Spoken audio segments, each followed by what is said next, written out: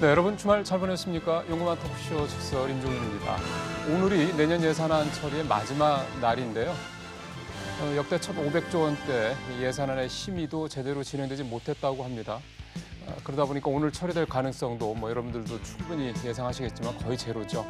예산안뿐만이 아닙니다. 지난 9월에 있었죠. 참 안타까운 일입니다만 스쿨존에서 차에 치여 사망한 김민식 군 사고의 재발을 막기 위해 만들어진 이른바 민식이법을 비롯한 200여 건에 가까운 민생법안들도 모두 현재 멈춰서 있습니다. 야당의 전격적인 필리버스터, 즉 무제한 토론 선언에다가 여당도 강경 대응으로 맞서면서 역대 최악의 비효율 국회로 지목받고 있는 20대 국회는 마지막 정국까지 일관된 모습을 그대로 진행되고 있습니다. 오늘 세 분의 패널과 함께 현재 전국 상황 좀 진단해 보겠습니다. 그리고 예산안과 민식법 등 주요 법안 처리 전망까지 한번 해보도록 하겠습니다. 시간이 되는 대로 이런 어떤 좀 꼬일 대로 꼬인 매번 반복되는 이런 구태들을 어떻게 좀 해결할 수 있지 근본적인 대안 혹시 있을 수 있는지 한번 말씀 들어보는 시간도 한번 가져보도록 하겠습니다. 샵 3698로 여러분들 말씀 듣도록 하겠습니다. 오늘 모신 세 분의 패널 한 분 한 분 소개해드리겠습니다. 오른쪽으로 이강윤 시사평론가 오랜만에 모셨습니다. 어서 오시죠. 안녕하십니까. 예, 파마하셔서 그런지 훨씬 더 젊어 보셨습니다. 예, 제 왼쪽으로 서정욱 변호사 오셨고요. 예, 어서 오십시오. 공감과 논쟁 정책센터 장성철 소장도 오늘 모셨습니다. 어서 오십시오, 소장님. 안녕하세요. 예. 자, 리포트부터 좀 들어보시겠습니다. 예산안 시한 또 넘기느냐를 주제로 한 내용인데요. 본회의 개최도 좀 어렵지 않겠느냐 이런 내용인데 일단 먼저 리포트 보시고요. 이야기 풀어나가겠습니다. 헌법이 정한 국회의 내년도 예산안 의결 시한은 오늘까지입니다. 하지만 국회 예결위는 예산안 심사를 마치지도 못한 채 그제 심사 완료 기한을 맞이했습니다. 여야가 심사를 마무리하기 위해 머리를 맞대야 하는 상황이지만 지난주 금요일 한국당의 본회의 필리버스터 추진 후폭풍으로 국회 상황이 경색되면서 이마저도 요원한 상황입니다. 바른미래당 오신환 원내대표는 지난주 처리하지 못한 민생 법안들을 오늘 원포인트 본회의를 열어 처리하자며 중재자를 자처했습니다. 하지만 민주당은 한국당을 도저히 못 믿겠다는 입장이고 자유한국당의 근본도 없는 정치 형태는 스스로가 근본 없는 정당임을 인질로 삼은 것은 우리 국민의 절반의 삶이었습니다. 한국당 역시 민식이법 등 일부 법안을 빼곤 필리버스터를 보장하라고 요구합니다. 소수 야당의 재갈을 물리기 위해 민식이법마저 끌어다 쓰는 이 나쁜 정치, 여당의 새빨간 거짓말과 선동에 패스트트랙에 오른 검찰개혁 법안도 본회의에 내일 부의되는데 민주당이 필리버스터 철회가 없으면 다른 야당들과 공조해 패스트트랙 법안 등을 강행 처리하기로 사실상 방침을 정하면서 여야 대치 상태가 최고조를 향하고 있습니다. 예산안 얘기부터 좀 해봐야 되겠죠. 아무래도 오늘이 시한의 마지막 날이긴 한데요. 5년째, 올해까지 이렇게 해서 넘어가면 이제 5년째 법대로 이제 예산안 처리가 안 된 어떤 그런 또 기록이 또 만들어질 것 같긴 합니다. 일단 이 예산안 얘기부터 좀 잠깐 먼저 좀 해보겠습니다. 자, 이 평론가님 봤을 때는 오늘 처리는 사실은 불가하다고 보시죠? 가능하다고 봐야겠죠. 국회 네. 상황이.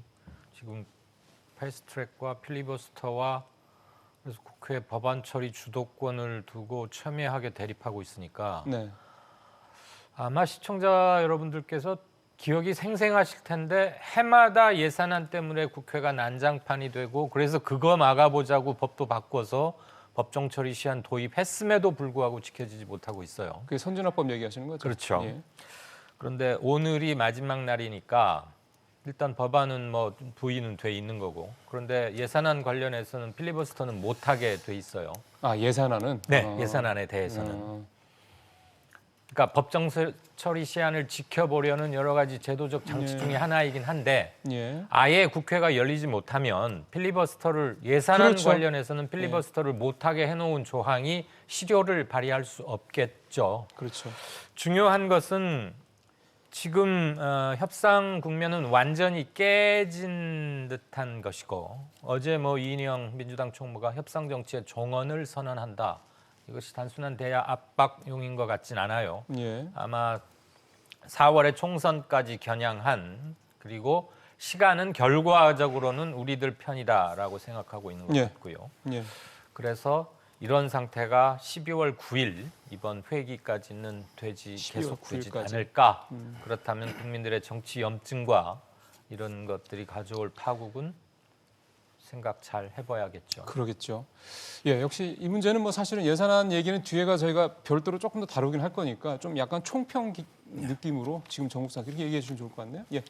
일단은 이제 그 국회 그 가장 중요한 기능이 두 개거든요. 하나는 이제 그 국가의 살림살이 예산이고, 네. 하나는 이제 그 입법 법률이거든요. 근데 이 국회 그 예산 심의를 보면 2014년에 한 번만 딱 이게 법대로 통과됐고, 그 이후는 이게 한 번도 이게 예산안이 법대로 통과된 적이 없어요. 그렇습니다. 근데 저는 이번에 예산안이 좀 심각하게 513조 5천억. 네. 그게 514조 아닙니까? 예, 예. 엄청나게 수표 예산인데 이걸 많이 감액을 해야 돼요. 현 정권의 그 정책은 소득 주도 성장, 세금 주도 성장, 바로 이제 또 예산 주도 성장입니다. 예산 가지고 이 경제 불씨를 살려보겠다. 그렇죠. 너무 이게 수표 예산이기 때문에 저는 이제 불효불급한 이런 예산을 깎아야 되거든요. 예, 예. 근데 제대로 예산 심사도 안 되고 있고 또 만약에 끝까지 합의 안 되면 정부안이 원안대로 이게 통과될 수도 있잖아요. 그렇죠. 그건 이게 반드시 막아야 되기 때문에 저는 예산은 오늘은 이게 물 건너갔지만 반드시 이게 상당히 이걸 감액해서 10일까지는 9일까지는 예산 통과될 거 아닙니까? 그러기에 상당 감액을 해야 되기 때문에 더 야당이 관심을 가지고 예산에 대해서 투쟁을 해야 된다 봅니다. 그러니까 다른 거는 차치하고 예. 어차피 이건 필리버스터로 되지 않는 거니까. 자, 정상님은 예산안 중심으로 해서 좀 네, 뭐 어떻게 결론적으로 보세요? 그냥 간단히 말씀드릴게요. 첫째 예산안은요 12월 10일 이전에 통과됩니다. 뭐 며칠 상관으로 통과될 거고요. 그다음에 199개 또 그 외에 더 많은 부수 법률안들이 있어요. 안건 상정으로 돼야 할 그 법률안들은 확신할 수가 없어요. 그러니까 예산은 11일 통과되더라도 네, 이를테면 그러니까 민식이법 같은 이런 민생 법안들 같은 경우는 통과될 가능성이 낮다. 민식이법 같은 경우는 원포인트 를 본회의를 열어서 통과될 가능성이 있는데 민식이법도 외에, 별도로 하고. 예, 그 외에 법률안 같은 경우엔 10일 날 통과될 가능성이 없다고 보여지고요. 다시 임시국회가 소집이 돼서 계속해서 임시국회 소집해서 선거법 패스트트랙, 공수처법 패스트트랙을 막기 위해서 한국당이 여러 가지 술수를 쓸 것이다라는 그런 생각이 듭니다. 근데 예산안 같은 경우에는 네.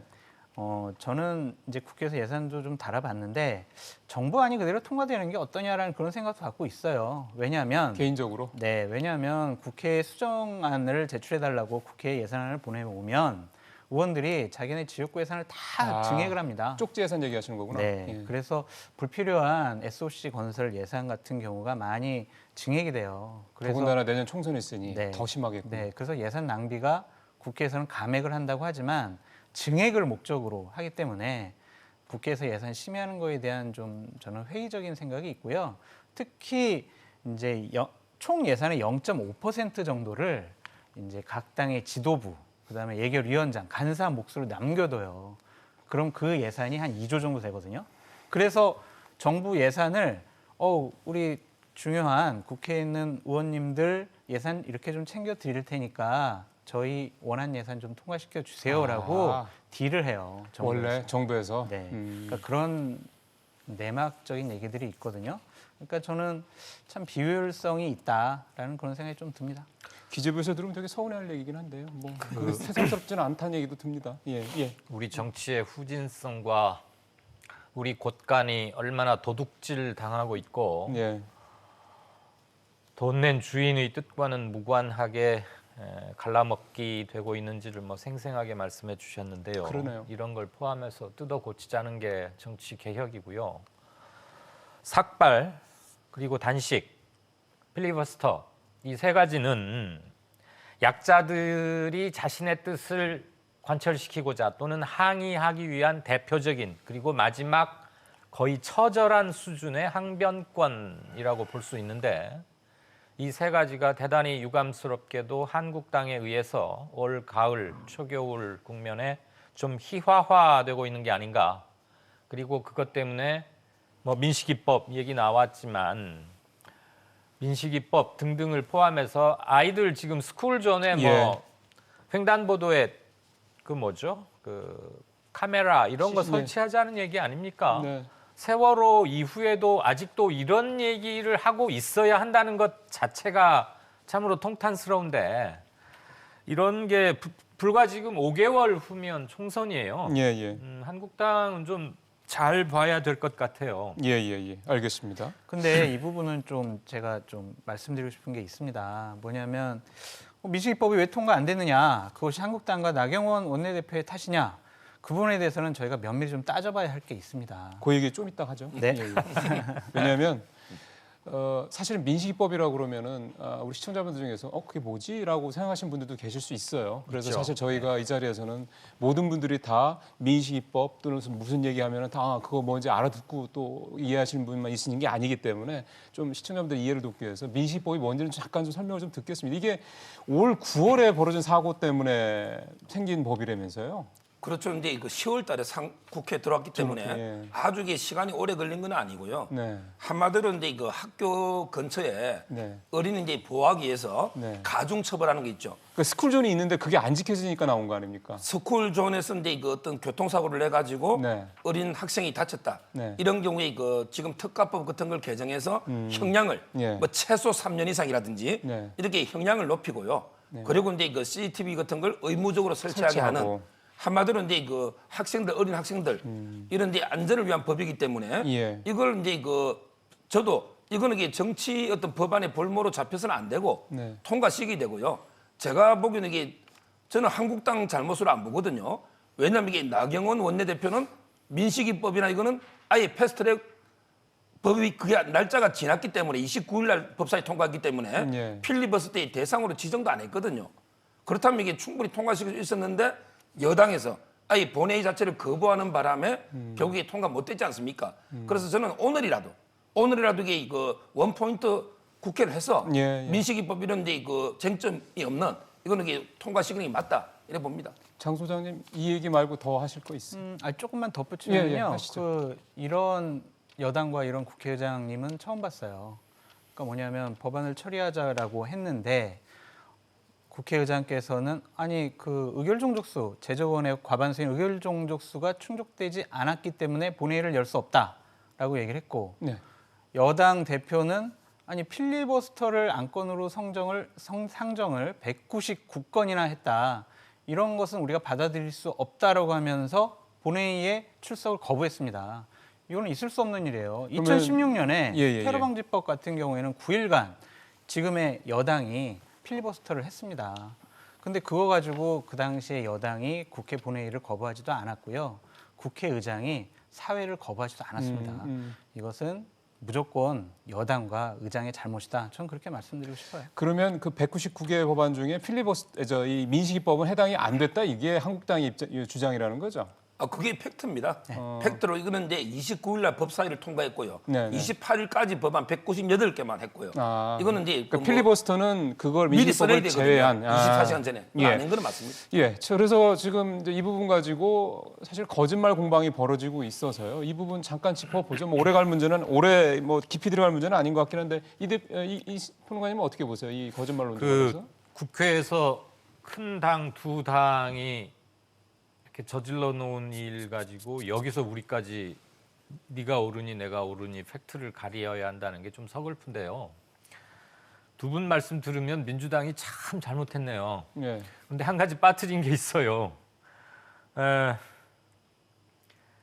처음부터 한국당 나경원 원내대표가 분명히 했었더라면 지난 29일 금요일인가요?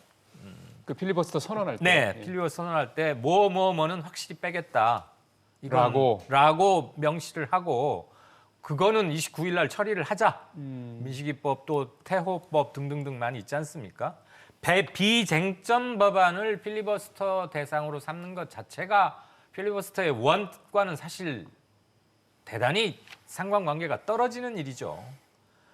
생존권이 위협을 받는다거나 민권이 국민의 기본권이 제한을 받는다거나 하는 거에 대해서 소수당이 의결을 저지하기 위해서 하는 게 필리버스터인데 지금 199개 법안 전부 다 비쟁점 법안들이고 타협이 된 것 아닙니까?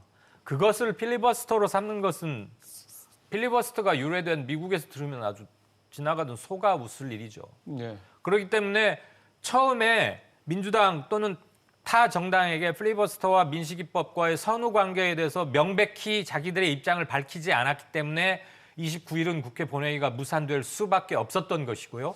어제 꽤 이제 서로 의견이 오가면서 다시 한번 나경원 대표가 그 점을 강조하긴 했지만 민주당으로서는 보증을 할 예. 수 없기 때문에 지금 이 지지부진한 국면이 계속되고 있다고 봅니다. 알겠습니다.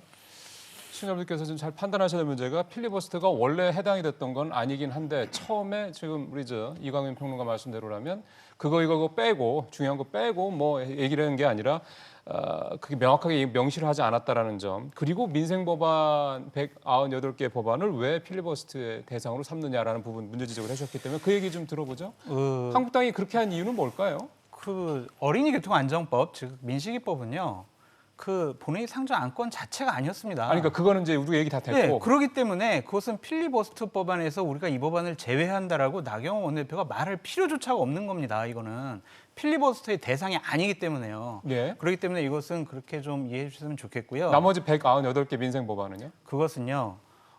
제1야당을 제외하고 게임의 룰인 선거법을 여당의 우호적인 야당들이 모여서 강행 처리하겠다라고 하는데 한국당으로서는 원내 전략으로 이것을 막기 위한 합법적인 수단으로 필리버스터를 신청한 겁니다. 그것이 뭐가 패스트트랙 법안만 잘못됐습니까? 해야 되지 않아요? 그렇게 되면? 패스트트랙 법안만 하면은 네.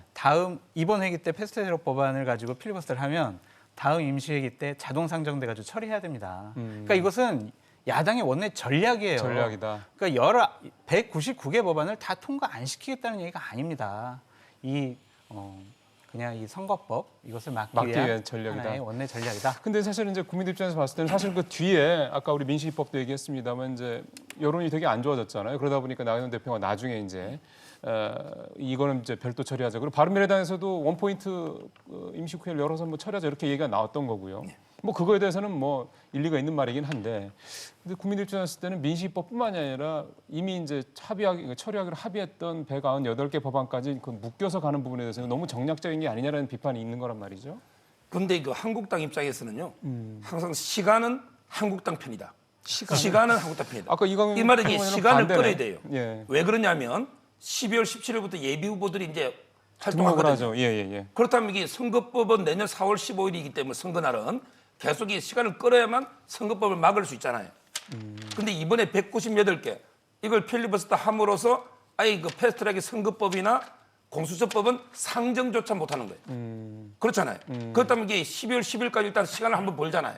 물론 이제 그때부터 또 민주당은 살라미 전술처럼 계속 임시회를 3일 간격으로 하는 거는 그 다음 문제고 일단 이게 상정조차 막기 위해서 12월 10일까지 시간을 버는 데는 198개 필리버스터가 효율적인 전략이기 때문에 예. 저는 이제 불가피했다 보고 예. 그럼 이게 지금이라도 민주당이요 여당이 그렇게 민생하면 민생 법안부터 이게 필리버스터 하더라도 끌어야 되는데 민생 법안 안 하고 만약에 임시회를 계속 개최해서 살라미처럼 패스트트랙 법만 통과시킨다면 여당도 이 민생은 보다는 당리당략이 더 우선한다 이런 게 비판을 받을 수밖에 없잖아요. 예. 저는 여당이 그렇게 민생이 중요하면 앞으로 이게 198개부터 필리버스터 하더라도 내년까지 통과시키라 이렇게 말하고 싶어요. 어떻게 보세요?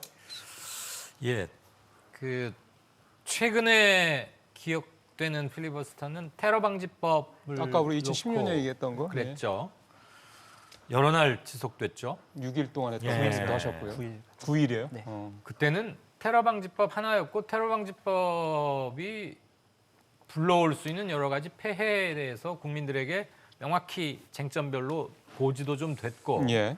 근데 199개를 놓고 필리버스터를 하겠다고 하니까 뭐가 그 안에 들어가 있고 왜 필리버스터를 해서 저걸 저지해야 하는지조차 저는 제대로 잘 전달이 되고 있지 않다고 생각해요. 저는 글쎄 두 분은 공부를 많이 하셨겠지만 솔직히 말해서 저는 잘 모르겠어요.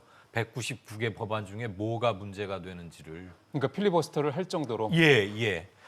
전략 하는데 원내 전략이 효율적으로 자당의 정치적 목적을 달성하기 위해서 국회법이 허용하는 범위 안에서 뭘 하는 건 좋습니다. 그런데 우리나라 국회는 전쟁터 같아요. 전략 전술 빼면 없어요. 그거 전쟁 용어 아닙니까? 필요할 때 써야죠. 1년 내내 전략입니다. 그리고 하는 것 하나도 없습니다. 예.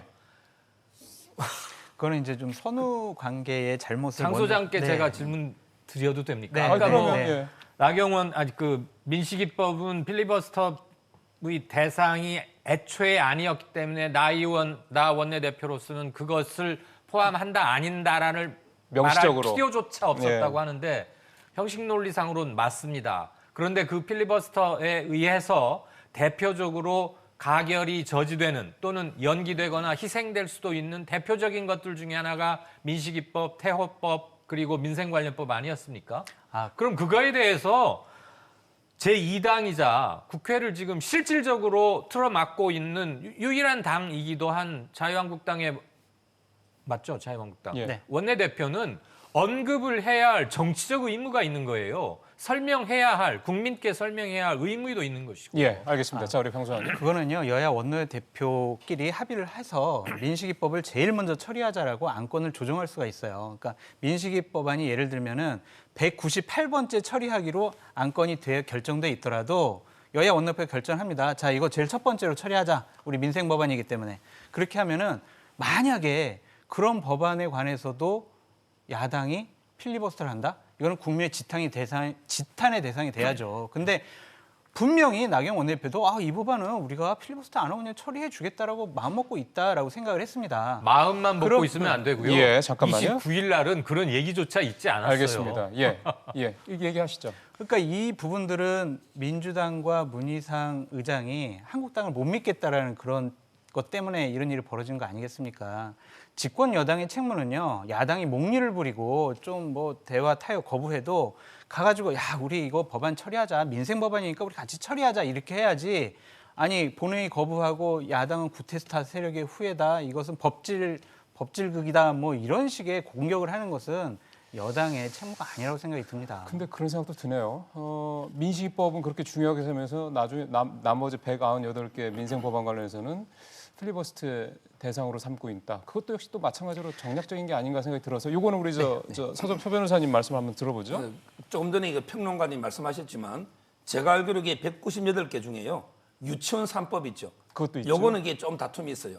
유치원 3법은 이거 한국당이 수정안을 제시했기 때문에 이 정도는 이게 토론할 만하고 나머지는 무쟁점이기 때문에 네. 뭐 저는 이게 통과하는 게 맞지만 그렇지만 이제 아까도 제가 말했잖아요. 한국당 입장에서는 어차피 이게 공수처 선거법을 막아야 되니까 시간이 끌기 위해서 12월 10일까지 상정 자체를 못하게 하기 위해서 이게 198개 필리버스터를 전략적으로 한 건데 뭐 저는 지금이라도 아까도 말했지만 이게 민식이법은 쟁점이 아니고 지금이라도 오늘날 통과하면 끝나는 거고요. 나머지 198개가 문제인데 근데 여당도요. 이 198개보다는 오히려 다음에 임시회를 열어서 공수처법이나 선거법보다 할 것 같단 말이에요. 그렇다면 이게 과연 여당도 진심으로 이게 민생을 걱정하는가? 결국 여든 야든 당리당락이 민생보다 이게 우선하는 게 아닌가 이런 걱정이 되는 거예요. 그러게요. 그렇게 말씀을 하시면은 민주당도 제 역할을 못하겠다 이렇게 해석이 될 것 같은데 문제의 원인 제공도 사실은 그게 한국당 입장에서 나온 거라는 걸 보면 이게 자꾸 이제 맞물려가면서 꼬리에 꼬리를 물어가면서 자꾸 본질은 자꾸 사라지는 느낌도 좀 듭니다만 이 얘기를 계속하면 사실 뭐 1시간도 가죠. 근데 계속 같은 얘기를 반복할 것밖에 안 될 것 같아서 다음 얘기로 좀 가보겠습니다. 앞서 이인영 대표 얘기를 잠깐 우리 이강훈 평론가께서 말씀을 하셨는데 어제 민주당이 비공개 최고위원회 회의를 열었죠. 몇 가지 흘러나온 얘기들 같은 경우를 보면 협상하기 쉽지 않을 것 같다는 얘기, 4+1 공조를 하겠다는 얘기도 있겠고 임시국회를 여러 번 처리하겠다. 지금 일부 이제 우리 소장님이랑 변호사님 얘기하시던 내용들이긴 합니다. 그래서 두 가지 질문을 좀 드리겠습니다. 첫 번째는 정말로 대화를 안 할 것이냐라는 부분 하나 하고요. 또 하나는 이게 결국은 이루어지기 위해서는 4+1 공조라든가 뭐 이를테면은 이제 임시국회를 여러 번 열어서 처리하기 위해서는 결국 한국당을 제외한 나머지 4당의 공조가 필요한 거잖아요. 그러니까 그게 가능할 건지 이 두 개를 묶어서 말씀을 드려야 될 것 같아서 질문을 따로 안 하고 한꺼번에 드리겠습니다. 이 부분 얘기를 들어보겠습니다. 장 소장님부터 먼저 얘기해 보시죠. 물밑대화 당연히 합니다. 그러니까 겉으로는 서로 기싸움 하는 거고요. 물밑대화는 해요. 그러니까 어떻게 하냐면 따로따로 만나요. 그러니까 뭐 이인영 원내대표랑 나경원 원내대표랑 따로 만나고 둘이 따로 만나고. 네, 따로 만나고 그러다가 오신환 대표랑도 따로 만나고 그래서 어느 정도 이렇게 따로따로 만나서 조율이 됐을 때 세 분이 만나가지고 또 국회에서 또 이제 눈에 회의하는 보이게. 모습 네. 그런 모습을 취합니다. 근데 지금은 대화에 또한 협상에 기싸움을 하는 단계다 그렇게 보여지고요. 어차피 12월 10일 이전에 예산안과 어느 정도의 무쟁점 법안들은 처리될 수밖에 없다 그렇게 말씀드리고요. 4+5 공조 잘 될 것이냐? 어쨌든 여당과 우호적인 야당들은 이 선거법을 통해서 자신들의 의석수를 늘리려고 하기 때문에 이 부분에 대한 공조는 가능할 것 같다라는 생각이 듭니다. 그러면은 예를 들어서 패스트트랙 두 안건, 그러니까 선거법이 통과되면 뭐 당연히 공수처법이라는 네. 그 검찰개혁도 통과될 테니까 이것도 네. 다 결국은 통과될 거라고 장 소장님 예상하시는 거예요? 저는 선거법 같은 경우에는 통과되지 않을 것 같다는 생각이 들어요. 왜냐하면 게임의 룰인 선거법을 제1야당의 극렬한 반대를 무릅쓰고 과연 통과시킬 것이냐, 그 후폭풍을 어떻게 감당할 것이냐, 이런 나쁜 역사적인 선례를 민주당이 과연 감내할 수 있겠느냐, 그러한 부담감 때문에 지금은 무조건 통과시키겠다라고 강하게 얘기하고 있지만 결국엔 합의 처리를 네. 목적으로 열심히 대화하고 합의 처리가 안 되면 못할 것 같다라는 전망을 해봅니다. 그러면 선거법 얘기는 이거 말씀도 듣고 난 다음에 따로 한번 다시 질문을 예. 드리죠. 자, 우리 이광희 평론가님은요? 신뢰를 여야 각 네. 당이 서로 지금 신뢰를 상실한 정도가 아니라 매우 적대적 상태로 가버렸어요. 한 2, 3일 사이에. 그 전까지만 해도 선거법 얘기 이따 나오겠지만 선거법 패스트트랙에 올라가 있는 원안보다는 상당히 후퇴시켜서 이렇게 어떻게 되어갈 것 같아 보였는데 저는 서초동발 몇 가지 사건, 뭐 네. 유재수 사건이라거나 김기현 저 울산시장 사건, 하명 네네, 사건이요, 청와대. 하명 사건, 예. 이른바 그렇게 호칭되고 있는 이런 것들이 앞으로도 굉장히 중요한 변수나 뭘 던질 것 같은데 이게 자유한국당으로 하여금 좀 단단하게 만든 게 아닌가. 그래서 패스트트랙, 필리버스턴이 이렇게 좀 강경책을 들고 나온 거 있고요. 물론 허용된 국회법에 따른 수단이긴 하지만 네. 그래서 대화는 저는 하기는 하되 소득은 기대하기 힘들지 않겠느냐. 아, 그리고 4 플러스 플러스 원 1 공조는 한국당의 얼마나 단단하게 뭉치느냐의 태도에 따라서 나머지 영향을 받을 겁니다. 그렇지만 본질적으로는 이해관계가 일치하는 그렇죠. 4와 1은 4 플러스 1은 이해관계가 일치하기 때문에 적어도 국회 의석 면에서 네. 이것은 크게 깨지기는 힘들지 않겠느냐. 알겠습니다. 자, 이서 변호사님 어떻게 보세요? 저는 이제 일단 한국당을 포함한 대타협은 끝났다. 20대 국회는 이제 이미 파탄으로 끝났다. 아유, 대화로 이게 대타협이 나오기는 어려워요. 이 부분은 우리 저 이광희 그런 게 평론가님 왜 비슷한 그러냐? 생각이시네. 한국당은 이제 공수처든 선거법이든 예. 하나도 이게 양보할 수가 없고, 그다음에 1+4 여당도 둘 중에 하나를 포기할 수가 없죠. 두 개는 이게 엮여 있기 때문에. 맞아요. 예. 따라서 대타협은 끝났다. 첫째 보고요. 네. 자, 그러면 이게 두 법의 운명은 어떻게 될 것인가? 저는 이제 두 가지 변수가 있다 봐요. 첫째는 이제 둘 법 중에 어느 법부터 이게 통과할 거냐? 예를 들어 이제 공수처법부터 할 거냐? 아니면 이게 선거법부터 할 거냐? 4월 말에 그때 통과될 때는 선거법 먼저 하기로 합의가 됐었잖아요. 그때는 이게 거의 동시에 뭐 알겠- 필리버스터가 없으면 동시에 통과시키는 뭐 게 그래도 원칙인데 어쨌든 예. 지금 이게 필리버스터를 하면 임시회를 한 번 더 열어야 되잖아. 예. 한 안건별로 계속 통과시키게 되기 때문에. 아. 근데 정치인은 서로 이게 1+4도 불신할 수 있거든요. 예를 들어 이게 군소 야당 입장에서는 공수처법을 먼저 하면 통과시켰는데 만약에 나중에 선거법이 부결될 수도 있잖아요. 부결될 수도 있잖아요. 민주당이 그렇게 할까요? 아니, 사당 이렇게 안 들어줄 것 의원들이 같은데. 그래서 두 번째 변수가 과연 이게 그 지역구와 비례를 몇 대 몇으로 할 거냐. 그렇죠. 그건 지금 변수죠. 이게 정의당은 225대 75를 주장하죠. 원안을 주장하는 거고. 근데 지금 일각에서는 250대 50까지도 양보할 수 있다. 이런 안이 나오는 거예요. 예. 그럼 이게 정의당 입장에서는 50석 가지고 연동하면 손해볼 거 아니에요. 따라서 이게 그리고 지역구를 225석 하면 28개 지역이 없어져요. 맞아요. 그럼 이게 아무리 당에서 지금 당 지도부도 레임덕이 와 있잖아요. 예. 의원들이 자기 지역구 없어지는데 찬성하라는 법이 있습니까? 따라서 저는 여러 가지 지역구와 비례의 숫자 변수 하나, 그다음에 두 법 중에 어느 걸 먼저 하는 거 하나, 이 두 변수에 따라서 운명을 장담하기 어렵다. 이렇게 보는 거죠. 예, 지금 아예 뭐 패스트트랙 안건이 제일 중요하게 어쨌든 관심을 받다 보니까 이 얘기를 좀 하는 건데 뭐 우리 지금 서 변호사님이 먼저 말씀을 하셨거든요, 전망을. 그러니까 이제 이번에 우리 장 소장님도 한번 전망을 해보죠. 이 패스트트랙 법안. 그러니까 지금 통과가 될지 안 될지 여부도 물론 있지만 통과가 된다고 그럴 경우에는 뭐 240대 60, 250대 50, 그다음 원안 뭐 여러 가지 안들이 지금 흘러나오고 있단 말이에요. 먼저 시나리오를 한번 말씀드려 볼게요. 한국당 같은 경우에는 어쨌든 12월 10일까지 필리버스터를 해가지고 글쎄. 그 패스트트랙 법안이 상정되지 않도록 하는 게 목적이고요. 네. 그다음에 12월 11일 이후에 민주당이 임시국회를 열더라도 최대한 이 부분에 대해서 필리버스터를 해서 질질 끌겠다는 이제 한국당의 생각인데 민주당 같은 경우에는 여러 가지 뭐 안들이 나오고 있지 않습니까?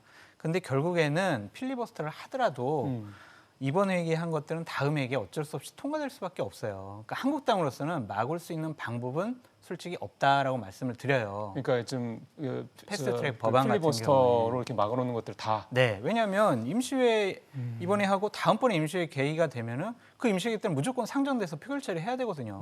그럼 몸싸움으로 언제 막을 수도 없지 않습니까? 그렇기 때문에 이 법안을 4+1이 통과시키겠다고 마음을 먹으면 무조건 통과되게 통과된다. 돼 있습니다. 근데 아까 말씀드렸듯이 국민적인 여론, 그다음에 비판 그런 것들에 대한 여권의 부담감 그것을 어떻게 판단할 것인가라는 게 저의 이제 판단의 근거인데 결국에는 이러한 강행 처리를 갖고 내년 총선에 치르는 것은 여권으로서는 상당히 부담감이 크고 선거에 도움이 되지 않을 것 같다라는 판단을 할 것 같아요. 네. 그렇기 때문에 저는 강하게 밀어붙이더라도 결국엔 타협을 할 통과되지 않을 것 거다. 같다라고 말씀드립니다. 근데 예를 들어서 지금 이번에 그 민식법을 이제 포인트로 해가지고 그러니까 여당이 이를테면은 주요 민생 법안들을 볼모로 잡고 있다 이런 식의 약간 분위기가 만들어지도록 하는 그런 측면도 있잖아요. 그러니까 이렇게 뭔가 각을 세워서 결국 이런 식으로 해서 야당도 이런 식으로 하면은 야당이 그러니까 한국당 이런 식으로 하니 결국 4+1 공조가 만들어져서 선거법도 통과시키고 뭐 검찰개혁을 통과시키고 민생법안 통과시키겠다 뭐 이런 식의 논리를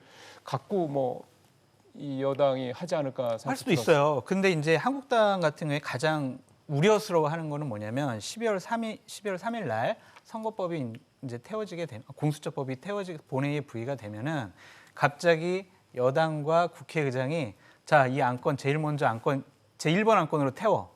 딱 그랬을 경우에 갑자기 한국당은 하고 당할 수밖에 없어요, 지금. 그렇기 때문에 199개 법안을 다 물고 늘어져야 해놓은 된다. 건데 예. 하여간 저는 국회의장께서 여태까지 대화 타협, 그다음에 여야의 합의에 의해서 법안이 처리했다는 거에 대한 그런 원칙은 계속 지켜주시는 게 좋다. 그렇게 말씀드립니다. 자, 이제 우리 이광현 평론가님 말씀 들어봐야죠. 어떻게 전망하세요? 장 소장의 국회의장에 대한 호소와 당부와 부탁이 참 인상적입니다. 그렇게 국회의장에게 그렇게 부탁을 할 정도면 자유한국당을 위시한 바른미래당의 일부 세력들이 1년 내내 국회를 이렇게 무력화시키고 봉쇄해 오던 짓도 말았어야죠. 어느 정도 염치가 있어야 부탁도 할 수 있는 게 아닌가 하는 생각은 듭니다. 선거법은 원안 통과는 정의당도 사실 포기한 거고요. 그러니까 225 플러스 75 얘기인데요. 예. 예. 지역구 28석을 줄이면 민주당 내에서도 이탈표, 반란표가 반드시 나옵니다. 그래서 필리버스터니 뭐니 어려운 말 다 빼더라도 부결될 가능성이 대단히 높아요. 원안을 가지고 합니다. 네, 원안으로는. 그래서 공개적으로 정의당이 현재 동의하고 후퇴한 것은 240석 지역구 플러스 플러스 60개 비례대표. 60석 비례대표. 단 그 60석 비례대표의 연동률을 몇 %로 할 것인가 가지고는 협상의 여지가 있어요. 그래서 원래는 225석의 비례대표 75석의 연동률 50%였지 그랬죠. 않습니까? 예. 그런데 제가 얼추 계산을 해봤는데 정확한 건 아니에요. 컴퓨터로 한 건 아니니까. 선관위에 물어보면 바로 나오긴 하지만 240석 플러스 60석으로 줄이고 연동률을 80%쯤으로 높이면 네. 정의당의 예상 정당 득표율을 7.5%로 잡았을 때 정의당의 의석은 한두 석밖에 차이가 안 나더라고요. 지금보다. 네. 아니, 정의당이 기대하는 것보다. 그러니까 원안보다.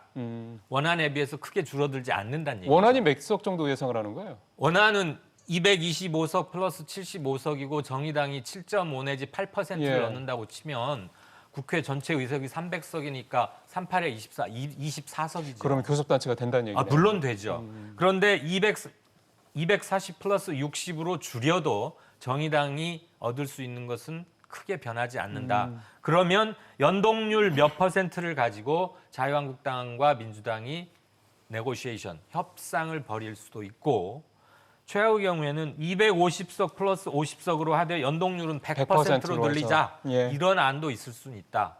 그래서 요것은 12월 10일 전후까지도 충분히 협상의 시간은 있다고 봅니다. 그러게요. 근데 지금 사실 이렇게 선거법이 어떻게 되든 간에 지금 시나리오가 사실 여러 가지가 있는데 어떻게 되든 간에 통과가 된다고 그러면 사실은 지금 한국당에서 어쨌든 가장 반대하는 명목상 가장 큰 문제인 이 공수처법 문제도 사실상 통과될 가능성이 높은 거 아닙니까? 이를테면 권은희안 쪽을 좀 더 이렇게 포커싱이 돼서 말이죠. 그 부분은 어떻게 보세요? 저도 이제 그 뭐 국회 법대로 하면요. 끝까지 1+4 공조가 찰떡까지 끝까지 간다면 예, 뭐 필리버스터에게 막는 건 한계가 있다 봐요. 그래요. 예. 그러나 그래서 이게 통과될 가능성도 있지만 그러나 이제 그 당위론적으로 제가 지금 뭐 이제 그 연동형이 옳다 틀리다는 아니니까 예. 제가 딱 한 말씀만 드리면 저는 이제 이번에 연동형 비례 있죠. 이게 심상정을 위한 법으로 보여요. 그럼 왜 그러냐? 예. 심상정 이분이 정개특위 만들었으니까 심상정에 의한 맞잖아요. 예. 근데 가장 수혜자가 정의당 중에 심상정이에요. 왜? 심상- 석패율제 때문에. 예. 일산에서 본인에게 2등 하더라도 경기도에서 상대적으로 선전하면 석패율로 구제받는 게 또 심상정이에요. 석패율제는 원안에 갈 때만 해당되는 거죠. 현재. 예. 그렇죠. 예. 그 도입한다면. 예, 예. 따라서 저는 이제 이 연동형 비례제는 독일에서는 의원 내각제는 집행부를 구성하는 거잖아요. 그래서 이게 연동이 돼요. 근데 우리나라 대통령은 41% 대통령 돼가지고 100% 권한 행사하잖아. 우리나라는. 그런데 이게 독일하고 우리가 전혀 틀리면서 과연 이게 법리적으로 맞는가? 이게 오늘 토론의 주제는 아니지만 예. 꼭 저는 한 말씀을 드리는 게 대통령은 그럼 이게 왜 41% 얻어서 100% 권한을 다 행정부 행사하느냐? 독일에는 연동형이라는 게 결국 집행부를 구성한 거예요. 예. 의회 구성이 의원 내각제잖아요. 따라서 저는 제도 자체가 문제가 있다는 걸 말씀드리고 다만 이게 찰떡궁합하면 통과될 가능성이 있는 거예요. 알겠습니다. 자, 이번에는 좀 입장을 조금 돌려서 한번 보죠. 지금 사실은 어떻게 보면 전체적으로 약간 민주당이라든가 민주당과 좀 공조를 하고 있는 야사당 측면에서 이 필리버스터를 비롯한 민생 법안 얘기, 그다음에 이제 패스트트랙에 올라가 있는 두 안건 얘기를 해 봤는데요. 이제 한국당 입장에서 한번 이 부분을 좀 살펴보도록 하겠습니다. 무슨 얘기냐면 한국당이 여러 가지 이제 전략과 전술을 좀 짜서 좀 이걸 하고 있고 상당히 좀 어떻게 보면 혼자서만 고군분투하고 있다라고도 지지자분들 입장에 봤을 때는 생각을 할 수가 있는 건데, 근데 문제는 지난번에 이제 황교안 대표가 단식을 8일 동안 하다가 지금 이제 중단을 했잖아요. 그런 상황에서 신보라 정명희 의원 여전히 단식을 하고 있는 상황이고. 이번 사태가 만약에 우리가 지금 예상한 대로 결국은 통과가 될 거다. 뭐 타협안이 나오든 아니면 강행 처리가 되든 통과가 됐을 거다 했을 때 한국당이 얻을 수 있는 이해득실이 뭐냐, 이 부분을 좀 한번 살펴봐야 될 것 같습니다. 그러니까 결국은 내년 총선에서 이겨야 되는 건데 이런 식으로 과연 계속했을 때 한국당한테 이게 이쪽으로 올 거냐, 해가 아니라 이쪽으로 올 거냐는 부분을 한번 우리가 좀 득실을 좀 따져봤으면 좋겠고. 한국당의 어떤 이런 속내 같은 것도 좀 한번 짚어봤으면 좋겠다는 생각이 들어서요. 자, 이 부분을 우리 이광일 평론가부터 한번 얘기를 들어보았으면 좋겠습니다. 한국당이 이런 전략과 전술을 짜서 가고 있는 게 무조건 선거법을 막고 무조건 뭐 공수처를 막고 이렇게만 봐야 될 문제인지, 뭔가 좀 나름의 선명성을 좀 이렇게 끌어내려는 어떤 모습인 건지 어떻게 해석을 하세요? 앵커께서 프로 중후반으로 넘어갈 때 굉장히 중요한 말씀을 제기해 주셔서 참 감사드립니다. 이게 답변을 많이 좀 잘해 주시죠. 가장 중요한 건 바로 이 지점으로 논의가 모아질 것이고 예. 져야 하는데 좀 길게 봤으면 좋겠어요. 민주당, 특히 한국당 측에 부탁드리고 싶은 게, 한국당이 2년 전만 해도 박근혜 전 대통령 탄핵 직후에 우리는 역사의 죄를 지었고 그래서 뭐 많이 반성하는 듯 했지만 네. 그 이후에 현 정부의 몇 가지 뭐 국정 운영에 또 뭐 기대치에 못 미쳤달까? 특히 또 경제면이 그렇죠. 그랬죠. 예. 그리고 예. 공정의 문제가 제기된 예. 조국 문제, 이러면서 그냥 흔히 말하는 걸로 기가 살았다는 건 충분히 이해가 가요. 그럴 수 있어요. 예. 그리고 그동안 너무나 억눌려 있었기 때문에 뭐 좀 기 좀 피우고 싶었겠죠. 좋습니다. 다만 누가 봐도, 진영을 넘어서서 누가 봐도 명백히 아닌 건 아닌 거잖아요. 예. 그럼 그것은 고치고 나아가는 게 보수 측이건 반대 측이건 역사의 발전이고 조금이라도 한 발짝 나가는 것인데, 이제 승기를 잡은 것 같다. 그리고 서초동 검찰청사 앞에 모인 인원에 비해서 세종문화회관에서 남대문까지 모였던 우리 측 인파도 결코 부족치 않다. 그러니까 다시 한번 대등하게 싸워보자. 우리가 잘못한 건 다 무화시키고 예전으로 돌아간다면 예. 반성은 무엇이었으며, 본질적으로 국민들은 굉장한 고도의 민주학습을 두세 번에 걸쳐서 최근 집중적으로 훈련된 예. 국민들이라는 것, 그리고 그게 매번의 선거에 거의 비슷하게 반영돼 오고 있다는 것을 알아야 합니다. 예. 199개 법안에 대해서 필리버스터를 하겠다는 것을 딱 신문 제목으로 봤을 때 사람들이 어땠을까요? 아, 지금 국면 도저히 안 되겠구나. 그렇다면 내년 4월에 국민들이 자기들의 힘을 법적으로 표시할 수 있는 수단은 2년 내지 4년에 한 번씩 있는 선거밖에 투표밖에 없잖아요. 없죠. 예. 투표밖에 없잖아요. 예. 그러니까 굉장히 원통해하면서도 그리고 그 투표 행사한 것의 결과가 한심한 걸 볼 때마다 발등을 찢지만 그래서 저는 지금 말씀하신 대로 4월 선거를 본다면 한국당은 지금 몸 조심도 단단히 해야 할 때입니다. 알겠습니다. 그런데 전혀 안 하고 있더군요. 예, 사실은 이 민주주의라는 거는 소위 말해서 이제 정당만 보더라도요 여야 야가 좀 어느 정도 균등하게 서로 견제와 또 뭐 일종의 또 칭찬도 좀 할 수 있는 거고 뭐 그렇게 하면서 서로 이제 성장 발전을 해야 되는 게 민주주의 어떻게 보면 가장 원칙 중에 하나인데 지금 우리 분위기 보면 서로 이제 계속 강대강으로 싸우기만 하죠. 그러니까 이게 한국당한테도 그렇고 당연히 뭐 집권당인 민주당한테도 그렇게 좋을 건 아니라는 생각이 들어서 좀 이 질문을 드리게 되는 건데요. 한국당이 잘 서야 될 텐데 지금 상황에서 과연 그렇게 국민들이 이해를 할 건지 이 부분이 제가 여쭙고 싶은 질문의 포인트거든요. 어떻게 생각하세요? 결국은 이제 이거 두 법이 통과된다고 가정하면 만약에 공수처법하고 선거법이요. 예. 그러면 이제 그 한국당 입장에서는 상당히 그 피해를 많이 보는지만 그러나 이게 또 제2 플랜이 있어요. 플랜 B가 있다는 거예요. 아 그래요? 첫째는 이제 공수처법은요. 공수처장 임명을 다음 정권으로 이게 가도록 최대한 이게 미룬다는 거예요. 공수처장 임명하려면 7명 중에 이제 그 뭐 국회 추천위원도 있잖아요. 예, 예. 7분호 이런 게 있잖아요. 그래서 이제 그 구성을 최대한 늦추면 저는 이제 차기 정권에서 공수처장을 임명하자. 그렇다면 이게 어느 정권이 한국당이 정권 잡을지 민주당이 잡을지 모르잖아요. 이런 식으로 이 공수처의 출범을 최대한 늦추는 거. 이게 저는 차선책의 플랜 B고요. 예. 그래야 될 가능성이 저는 많다 보고. 자, 그다음에 선거법은요.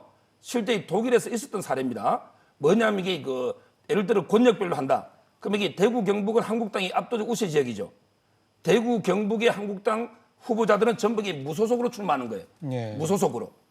그러면 이게 비례를 한국당 찍으면 한국당이 비례를 가져올 수가 있거든요. 예. 실제 독일에 있었던 이야기예요. 아니면 그게 아니고 두 번 다른 방법으로 위성 비례 한국당을 하나 만드는 거예요. 예. 위성 정당을. 예. 그래서 이제 그 한국당을 지역구에서 후보를 찍고 예. 비례는 이게 그 위성 정당 비례 한국당을 투표해라. 예. 어떻게 보면 이게 꼼수로 보이지만 예. 실제 독일에서 이게 있었던 사건이고 이런 것까지 이게 법으로 다 막을 수 있을까? 실제 호남이든 영남이든 이게 압도적으로 우세한 지역에서 자당 후보는 이게 무소속으로 예. 나가도 다 요즘 알릴 수 있거든요. 예. 자당 후보라는 거. 예. 그러면 이게 비례도 먹고 지역구도 먹고 예. 다 이게 할 수 있는 이런 이게 꼼수들이 다 나오지 않을까 통과되면 예. 이런 예상이 돼요. 제가 그 서 변호사 질문을 좀 다시 드려야 되겠습니다. 제가 서 변호사 듣고 싶은 말씀은 그런 방식이 가능할 거예요. 충분히 플랜 B도 있고 플랜 C, 플랜 D까지 있을 거라는 생각이 듭니다. 워낙에 뭐 정치권은 그런 여러 가지 전략 전술을 짜는데 익숙한 그런 문화니까. 근데 중요한 거는 이제 투표를 하는 사람들은 국민인 거잖아요. 국민들 입장에서 봤을 때 이런 모습들이 과연 내년에 선거를 할 때 내가 이 당을 믿고 이 당이 이제 나나 대한민국이라는 나라를 이렇게 좀 더 잘 만들어줄 거라는 기대감을 갖고 과연 투표를 할 수 있게 할 거냐라는 점을 여쭤보는 거거든요. 그런 여러 가지 방식들이 과연 통할 거냐 국민들한테. 근데 그 국민들은 이제 뭐 어차피 여든 야든 서로 지지층이 다르기 때문에 네. 지금도 이 국민도 보수 진보로 나뉘어져 있잖아요. 네, 네. 따라서 뭐 층마다 좀 틀리다 보지만 제가 이제 통계를 쭉 봤더니요. 예. 우리나라는 이게 상당히 그 국민 의사와 의석 사이 연동률이 높아요. 예. 평균 이게 0.923 한 9가 넘어요. 예. 그러게 왜 그러냐면 수도권만 좀 달라지지. 호남이든 영남이든 이게 압도적으로 한 정당이 우세하기 때문에 전국적으로 보면 이게 비례율이 상당히 높은 당인데 저는 이제 한국당만 그런 꼼수를 쓰는 게 아니고 민주당도 여러 가지 그 자기 강세 지역에서는 쓸 수 있기 때문에 이런 것까지 다 막을 수 있는 선거법이 나와야 되는데 과연 이렇게 이게 졸속으로 패스트트랙 통과해가지고 제대로 된 이게 선거 만들 수 있는가 이런 걱정이 되는 거죠. 그러면 21대 총선에서도 지역색이 또 힘을 발휘할 거다 이렇게 보시는 거군요. 그렇죠. 알겠습니다. 자, 우리 장 소장님은 어떻게 말씀을 좀 해주시겠습니까? 그 패스트트랙 법안이 통과가 된다면 저는 한국당에 오히려 도움이 될 수 있다. 도움이 될 수 있다라고 봐야 되는 총선에 제가 이 얘기를 하면 이제 서정욱 변호사한테 혼날 것 같은데 패스트트랙 법안이 통과되면 한국당 지도부는 책임을 지고 물러나야 합니다. 그러겠죠. 그러면 새로운 비대위가 꾸려질 것이고요. 그러죠. 그 비대위가 새롭게 보수 우파 한국당의 가치와 비전을 정립을 해서 새로운 사람들로 해서 공천관리위원회를 꾸리고 그 공천관리위원회에서 정말 보수파의 합리적인 분들과 함께 그분들을 공천할 거예요. 그렇게 되면 아마 국민들께서 한국당을 새롭게 보고 내년 총선에서 더 많은 예. 선호를 하지 않을까 좀 그렇게 추측을 해보는데 네. 통과되지 않으면 이 지도부가 그대로 갈 가능성이 가능성이 높습니다. 높죠. 그렇게 되면 탄핵 정권의 2인자가 지금 당대표로 돼 있고 거기서 호가호위를 누렸던 많은 분들이 주요한 당직을 다 맡고 있어요. 그 양반들이 또 공천될 가능성도 높고요. 공천될 가능성이 높고 자기네들끼리 또 끼리끼리 그런 사람들을 공천할 가능성이 높습니다. 그렇게 되면 2016년에 박근혜 대통령과 친박들이 우리한테 우리 말을 잘 안 듣는 사람은 공천을 배제하고 네. 우리 친한 사람들 한 8, 90석 그렇게 하는 게 더 좋다. 그런 일이 재판이 나오지 않을까라는 생각이 들어서 저는 이게 정치가 럭비공이에요. 어디로 튈지 모르겠지만 저는 일반적으로 그냥 그 정도로 예측을 그러면 해봅니다. 거기서 추가 질문 드릴게요. 그렇게 된다고 쳤을 때 이제 이게 통과가 되고 사퇴하고 그래서 그렇게 통과가 된다고 쳤을 때 결국은 이제 뭔가 거기에 있어서 선명성이라든가 명분을 더 갖추기 위해서는 보수 대통합이라는 게 실제 가시화돼야 되고 그럴 가능성이 더 높아질 수도 있는 거잖아요. 당연히 왜냐하면 높아지죠. 한국당이 바뀌니까. 맞습니다. 그럼 그렇게까지 가서 그야말로 보수 대통합이 만들 수 있다. 네. 그렇게까지도. 저는 그렇게 보여집니다. 왜냐하면 지금 황교안 대표와 그 주위를 둘러싸고 있는 그 분들이 옛날 친박 핵심으로 활동했던 분들이거든요. 그분들만 배제돼도 여러 가지 정말 좀 더 합리적인 보수 대통합 안이 나올 수 있을 것이고 그렇다면 유승민 의원이 제기한 여러 가지 안들을 갖고 좀 더 합리적으로 네. 좀 합의를 볼 수 있지 않을까라는 생각이 듭니다. 예. 소 변호사님, 장 소장님 혼내실 거예요? 제가 보기에 저는 황나 연합군 체제로 갑니다. 이렇게 여기에 가서 내년 총선은 황교안 나경원 체제로 그게 유일한 저는 대안으로 봐요. 근데 그렇게 돼서 국민의 선택, 예를 들어서 이제 선거법이 통과됐다고 쳐도요. 예. 선거법이 통과되면은 어느 야당, 어느 당이든 100석 이상을 훌쩍 가져가기 어려울 거라고 좀 보통 예상들을 하잖아요. 그렇습니다. 그러면 그렇게 가져가도 과연 승리를 100석 가까운 지금과 정도의 100석 가까운 그런 의석수를 한국당이 가져갈 수 있다고 보시는 거예요? 지금요. 만약에 선거법이 연동형 되면 가장 피해 보는 게 시뮬레이션 하면 민주당이야지. 뭐 그렇죠. 그다음에 그 한국당이고. 그다음에 한국당이죠. 어느 당도 이게 일당이 과반이 못 돼요. 그러니까 이게 1+4 전부 이게 그 군소 정당들이 목을 메고 있는 게 연동형 아닙니까? 예. 그러면 이게 다당제로 가는 거예요. 그렇죠. 그러면 이게 저는 근데 만약 그게 통과됐다. 그게 왜 황교안 나경원 책임입니까? 황교안 나경원 이게 끝까지 싸웠는데 어쩔 수 없어서 이게 통과됐다. 네. 그런데 왜 물러나야 됩니까? 따라서 저는 어차피 내년 총선은 황교안이 유일한 보수의 자유파의 대안이고 그대로 이게 나경원 체제도 4월 달까지 연장될 걸로 보이고요. 예. 그다음에 제 개인적으로 유승민 하고 이제 우리 공화당이나 당대당 통합은 이미 끝났고 당대당은 보수 대통합은 어려울 거다. 당대당 통합은 이게 끝났고요. 그런데 보수 중에도 어느 당도 하지 않는 시민들도 많잖아요. 예. 이런 분들에게 대거 영입하고요. 그다음에 저는 우리 장 소장님은 계속 그 친박이 간다 하지만 황교안 대표가 단식 다음 날 50% 물갈이 한다 했어요. 할 겁니다. 저는 이게 친박도 다 측근도 다 이게 물갈이 할 거로 보기 때문에 저는 뭐 충분히 인적 쇄신을 통해서 승리할 수 있다 이렇게 봅니다. 알겠습니다. 그 혹시 예. 뭐 이분에 방해 안 된다면 1분만 말씀드리겠습니다. 예, 말씀하시죠. 예. 제가 아까 앵커께서 굉장히 중요한 질문을 후반부 들어가면서 던지셨다. 감사하다. 그렇게 말씀을 드렸는데 두 분께서는 워낙 미세하게 접근을 하셨는지 앵커의 질문을 좀 포괄적으로 답변을 안 하신 건지 못 하신 건지 모르겠지만 두 분 말씀 듣다 보니까 무슨 우리나라 그동안의 국방 전투사 수업을 듣는 것 같아요. 나당 연합군처럼 무슨 황나 연합군 이래가지고 전 무슨 소린가 막 헷갈렸는데 지금 어차피 묻지마 지지층은 견고합니다. 예, 맞아요. 그건 무슨 일이 일어나도 잘 안 바뀌어요. 다만 그 퍼센트가 옛날보다 얼마나 줄고 어느 쪽은 얼마나 늘었느냐인데 박근혜 탄핵 이후 2년 반을 거치면서 탄핵 이전과 큰 차이가 나지 않게 다시 돌아간 게 아닌가. 요요 효과처럼. 예. 내년 총선의 포커스는 국민들 뭐 패스트트랙이니 뭐 선거 그 솔직히 관심도 없고요. 그거 자꾸 거론하는 언론도 미움 받고요. 예. 공정하고 경제입니다. 내가 공정한 사회에 살고 있는가? 내 아이들은 공정한 사회에 살 수 있을까? 지금 이 선수들 중에 누구를 고르면 그나마 공정한 쪽에 조금이라도 기여를 할 수 있을까를 볼 것이고요. 당을 고를 때도 그걸 겁니다. 둘째는 경제입니다. 항상 경제예요. 우리 19대 국회 말쯤 토론할 때 최악의 국회가 19대 국회라고 그랬어요. 근데 지금 20대 국회가 예, 최악이라고 20대 그랬습니까? 국회예요.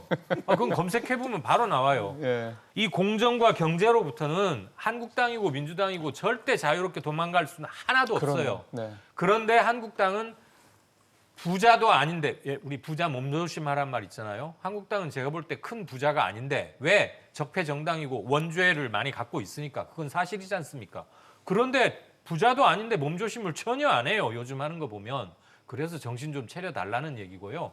민주당은 한국당의 반사 이익이나 한국당에 대한 적대적인 이미지를 갖고 있는 그걸로 어떻게 해보려고 하는 생각 그러면 정말 망합니다. 맞습니다. 그래서 예. 남은 기간 동안에라도 우리가 어떻게 해서 공정을 확립할 수 있고 경제를 어떻게 하면 수정을 좀 해서라도 조금 나아지도록 하겠다는 비전의 B자라도 보이지 못하면 둘 다 헤매긴 마찬가지일 겁니다. 근데 맞습니다. 어쨌든 저는 여당의 책임이 크죠. 네, 지금 말씀하십시오. 공정과 경제 이 부분을 말씀을 하셨는데 유재수, 김기현 이 사건 청와대 게이트로 비화되려고 하고 있습니다. 조국 사건도 봤죠. 이 정부가 과연 공정합니까? 북한이 다연발 방사포를 쐈어요. 근데 청와대에서는 NSC 열지도 않았습니다. 오전에 열었으니까 방사포 싸고 난 이후에는 우리 NSC 안 열어도 돼. 이런 식으로 얘기하는 게 국가 안보를 책임지고 있는 청와대와 집권 여당이 할 역할입니까? 수출은 14%나 더 감소했습니다. 12개월 연속으로 하락하고 있어요. 많은 분들이 지금 경제 어려움을 호소하고 있고요. 경제 어렵잖아요. 이것이 한국당 책임입니까? 이것은 집권 여당하고 문재인 대통령 책임이죠. 이렇게 패스트트랙 사건으로 국회가 되게 혼란스럽고 안개의 전국 속으로 가고 있는데 대통령께서는 네. 휴가 가시고 도울 책 3권 읽었다고 감상문 쓰고 계세요. 이것이 과연 국가의 안보, 경제 이런 것들을 책임지는 예. 대통령의 모습인지 저는 그 부분 여쭙고 싶고요. 예. 결국에는 총선은요. 여당에 대한 심판입니다. 야당에 대한 심판이 될 수가 없습니다. 이러한 모든 책임들은 여당에 대한 심판이기 때문에 내년 선거 때 양비론으로 그래 한국당, 민주당 둘 다 심판받을 거야. 예. 이런 식의 얘기하는 건 너무 무책임한 예, 것이 아닌가라는 알겠습니다. 생각이 듭니다. 경제가 문재인 정부 들어서 나빠졌다고 말씀하신 건 동의할 수 없는데 나머지 부분에 대해서는 우리 장 소장님 말씀을 충분히 좀 이해를 하겠습니다. 혹시 서 변호사님 짧게라도 한 말씀 코멘트 하시면 하시고 아니면 예, 다음 주제. 다음으로 가겠습니다. 다음은 아까 말씀드린 예산안 얘기로 해서요. 예산안 얘기를 앞에서 살짝 저희가 좀 다뤘기 때문에 예산에 대해서 세부적으로 다루겠다는 말씀은 아니고요. 이 말씀을 좀 드리고 싶습니다. 이제 오늘 통과가 안 되죠. 오늘 안 될 가능성이 좀 거의 기정사실이니까. 그런다면 이제 결국 이제 2014년 이후 5년째 국회 선전법을 만들어서 제대로 지키겠다고 약속을 하고 법안까지 만들었음에도 불구하고 이제 5년째 제대로 회기 내 예산 처리가 좀 안 된 그런 상황이 됐습니다. 또 지금까지 들려오는 얘기를 들어보면 지난달 40일 예산결산위원회 활동도 마감이 됐는데 제대로 예산안에 관해서 감액이든 증액이든 심사도 거의 제대로 안 됐다고 합니다. 그러니까 결국 이제 국회에서 이제 해야 될 역할을 굉장히 중요한 역할을 안 했다는 얘기가 되는 건데 이 부분을 한번 좀 여쭤보겠습니다. 이거 통틀어서 이렇게 묶어서 말씀하셔도 좋고요. 이게 법까지 있는데도 안 돼요. 그러면 그 법이라는 게 무슨 의미가 있냐 싶기도 하고 또 그걸 만드는 게 또 국회인데 본인들이 만든 법조차 안 지키면서 남들한테 그 법 지키라는 얘기를 할 자격이 과연 있느냐 이런 부분도 좀 있을 수 있을 것 같고 결국 이게 또 정치 허무죄를 부추기는 게 아니냐 이런 생각 들고 또 그게 목적일 수 있겠다는 생각 들기도 하고요. 자, 이 부분들 그러니까 스스로 만든 법조차 지키지 않는 이 국회 대한민국 국회를 과연 이렇게 되면 21대 국회는 또 역대 최악의 국회 되지 말라는 법이 또 없으니 지금 근본적으로 좀 어떻게 방법이 없을까? 우리 국민들 입장에서 는 그런 답답함이 있으실 것 같아서요. 그 부분에 대해서 여야 진보 보수를 떠나서 세 분이 정치평론가로서 이 부분을 나는 이렇게 가야 될 거라고 본다. 이 말씀을 들으면서 좀 마무리를 했으면 좋겠습니다. 우리 제일 소장파인 우리 장 소장님부터 어떻게 했으면 좋겠어요? 이 국회 선진화법 때문에 예산안을 12월 2일, 3일까지 꼭 처리를 해야 된다. 이거에 대한 효과가 되게 커요. 뭐냐면 아니 왜 법정 기일을 왜 안 지켜라고 비판하실 수 있지만 이 법이 있기 전까지는요. 거의 12월 31일 날 몸싸움을 해가지고 억지로 그랬죠. 통과시켰어요. 이러한 동물국회가 없어졌다는 것은 큰 의미로 봐주셨으면 좋겠고요. 그래도 나아진 거다. 많이 나아졌습니다. 그래도 대화하고 합의하고 계속해서 회의해서 논의해가지고 처리를 하잖아요. 예. 그러니까 그 부분 약간의 좀 법정 기한을 지키지 않는 부분은 국민들께서 좀 너그러운 마음으로 봐주셨으면 좋겠다는 생각이 들고요. 예. 내년 예산은 올해보다 9.2% 상승됐는데 60조의 국채를 발행한 빚덩이 예산입니다. 물론 일자리 창출 예산도 있지만 급격한 재무 건전성의 악화, 채무의 증가 이것은 후손들에게 큰 네. 부담감을 지어질 겁니다.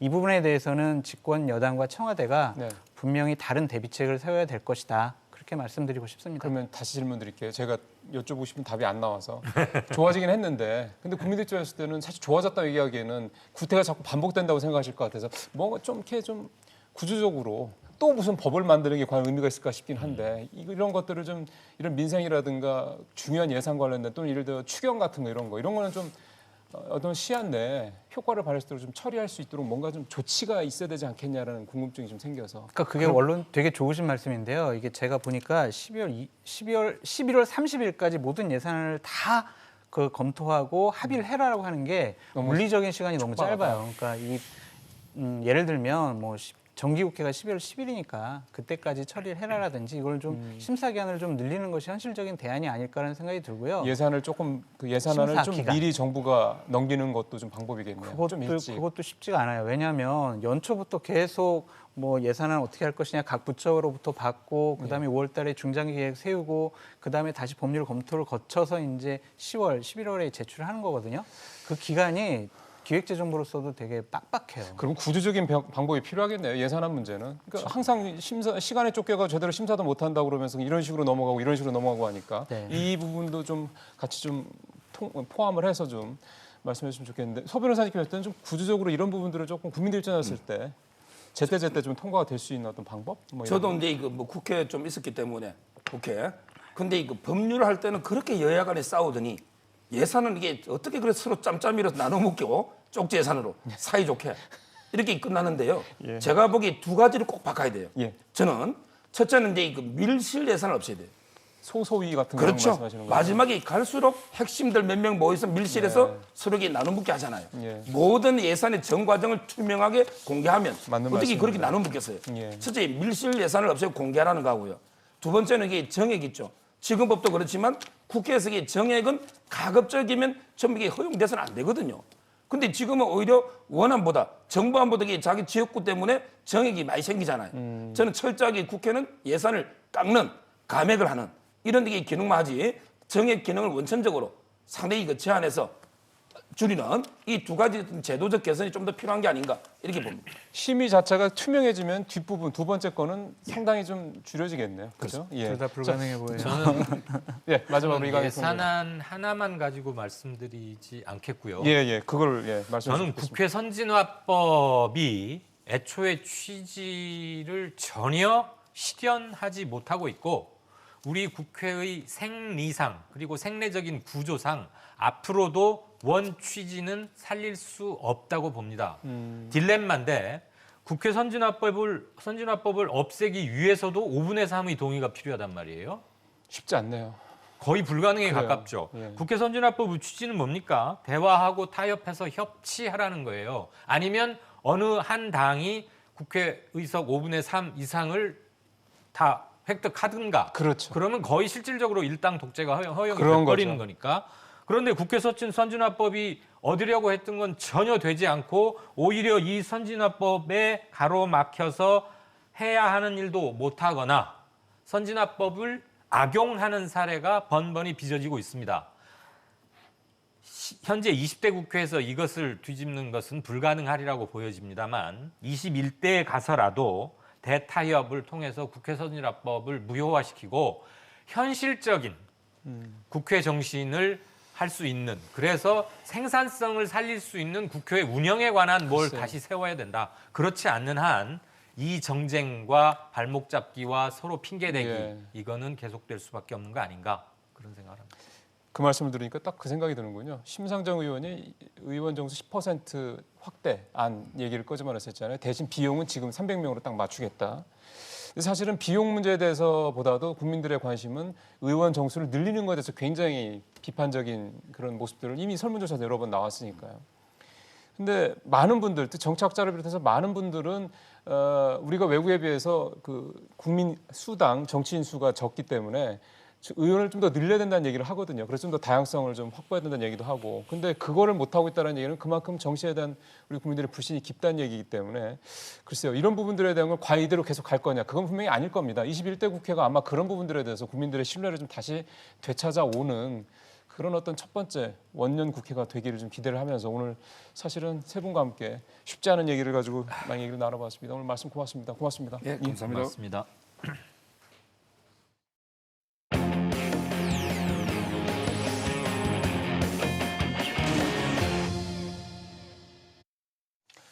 예, 지금 청와대 울산시장 선거 개입 하명 의혹이죠. 아직은 의혹입니다. 이거와 관련돼서 얘기가 좀 계속 나오고 있는데 이번 의혹에 연루된 것으로 의심을 받고 있는 백원우 당시 민정비서관의 아래에서 일하던 전직 특감반원 이제 청와대 행정관이었습니다. 이 분이 어제 검찰 조사를 앞두고 숨진 채 발견이 됐습니다. 옆에서 자필 메모가 발견이 돼서 극단적인 선택을 한 게 아니냐 이런 일단 현재까지는 해석이 좀 나오고 있는데요. 먼저 이 내용을 좀 들어보시고요. 이 내용 중심으로 해서 이슈 따라잡기 이어가겠습니다. 서울 동부지검 소속 수사관 A씨가 어제 오후 서울 서초구 남부터미널 인근 지인의 사무실에서 숨진 채 발견됐습니다. 현장에는 가족에게 미안하다는 등의 내용이 담긴 A씨가 작성한 것으로 추정되는 메모가 발견된 것으로 알려졌습니다. A씨는 백원우 민주연구원 부원장이 청와대 민정비서관 재직 당시 특별감찰반 소속 행정관으로 근무했습니다.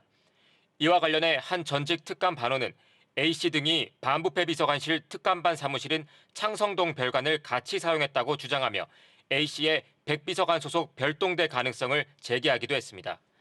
당초 A씨는 어제 오후 서울중앙지검에 참고인으로 출석해 조사를 받을 예정이었던 것으로 전해졌습니다. 야당 등을 중심으로 백원우 전 비서관 별동대가 울산시장 하명수사 첩보에 관여했다는 의혹을 제기하는 가운데 해당 의혹 당사자로 의심되는 인물의 극단적 선택으로 검찰 수사에 차질이 생기는 것 아니냐는 전망이 나옵니다. 하지만 해당 의혹과 관련된 인물이 여러 명일 가능성이 높아 진상규명 자체가 난항에 빠지지는 않을 것이라는 분석도 제기됩니다. 검찰은 고인의 사망 경위에 대해 한 점의 의문이 없도록 철저히 규명하겠다고 밝혔습니다.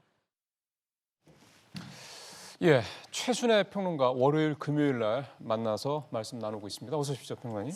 이 건과 관련해서는 이제 일단은 저희가 두 가지부터 먼저 좀 분리해서 좀 말씀 좀 들어보겠습니다. 첫 번째, 백원우 당시 청와대 민정비서관, 지금 현재 그 민주당 민주연구원 부원장이죠. 네. 이분이 당시에 여기서 별동대라는 표현도 아까 리포트는 쓰던데 약간 별도의 팀을 운영을 했다라는 의혹이 나오고 있는데 이 부분 하나 하고 또 하나는 울산에 내려가서 이 별도 팀이 울산에 내려가서 이제 그 첩보와 관련돼서 조사를 했다 이거거든요. 그러니까 이 부분 얘기를 먼저 좀 해봤으면 좋겠습니다. 어떻게 보세요? 이 백원우 별도 팀 이거는요?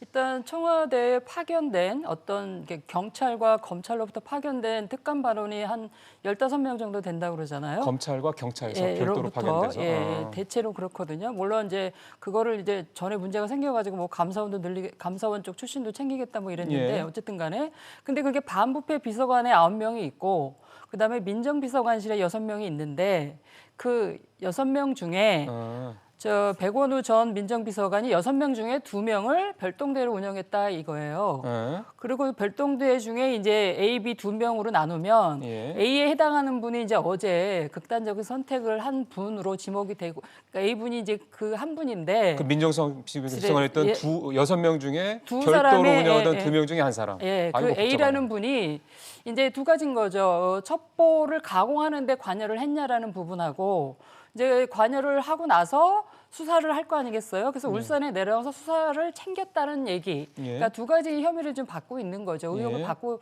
있어서 울산지검에 내려가서 한번 조사를 받았다고 그래요. 한 차례. 그리고 이제 어제 저녁 6시에 이제 중앙지검에 나가서 조사를 받을 예정이었는데 이제 알려지기로는 4시쯤 이렇게 어떤 그런 아주 극단적인 선택을 했을 거라는 했다라는 얘기가 지금 이제 나오고 있죠. 나오고 있는 거죠.